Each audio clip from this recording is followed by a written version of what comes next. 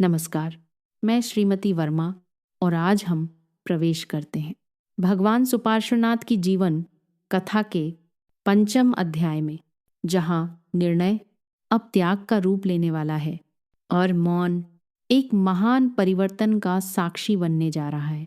तो आइए गंभीर और श्रद्धामय मन से उस पावन क्षण के निकट चलें। अध्याय 5, महाप्रस्थान। जब युवराज ने दिशा बदल दी, वाराणसी की सुबह उस दिन कुछ अलग थी। आकाश स्वच्छ था, गंगा की धारा शांत, पर राजमहल के भीतर एक अदृश्य हलचल थी। युवराज सुपार्श्व ने रात भर ध्यान किया था। अब उनका मन पूर्णतः स्पष्ट था। उन्होंने राजसी वस्त्र धारण किए, पर आज उनमें आकर्षण नहीं, केवल औपचारिकता थी।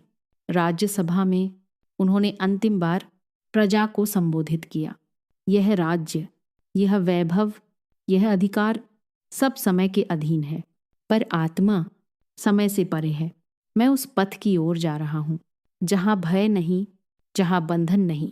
सभा में मौन छा गया, कोई विरोध नहीं, केवल भावुकता। महारानी पृथ्वी देवी ने पुत्र को गले लगाया। उनके अश्रु दुख के नहीं, ममता के थे।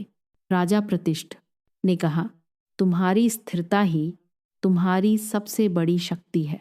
जाओ और उस सत्य को प्राप्त करो जो सबके लिए मार्ग बने। फिर वह क्षण आया, त्याग का। युवराज सुपार्श्व ने आभूषण उतार दिए। रत्नजटित मुकुट भूमि पर रखा गया, मानो सत्ता स्वयं झुक गई हो। दीक्षा स्थल पर उन्होंने अपने केश त्यागे। हर गिरता केश एक बंधन के टूटने जैसा था। अब वे युवराज नहीं रहे, वे थे मुनि सुपार्श्व। उन्होंने न पीछे देखा, न आगे की चिंता की, बस शांत कदमों से वन की ओर बढ़ चले। नगरवासी दूर तक उन्हें निहारते रहे, पर उनके चेहरे पर न कठोरता थी, न पीड़ा, केवल स्थिरता। वन में प्रवेश करते ही उन्होंने पहली बार गहरी श्वास ली। अब कोई पद नहीं, कोई पहचान नहीं, केवल साधक। अध्याय का भाव त्याग शोर से नहीं, शांति से होता है। सुपार्श्वनाथ का महाप्रस्थान हमें सिखाता है, जब निर्णय भीतर से जन्म लेता है तो उसे कोई रोक नहीं सकता। और इसी पावन प्रस्थान के साथ भगवान सुपार्श्वनाथ की जीवन कथा का यह पंचम अध्याय पूर्ण होता है।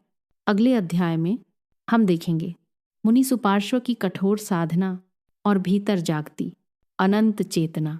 उस दिव्य यात्रा के लिए हमारे साथ जुड़े रहिए। नमस्कार। अपनी भावना कमेंट में ज़रूर साझा करें। आपका एक लाइक हमारे लिए हौसला है, और शेयर करना न भूलें।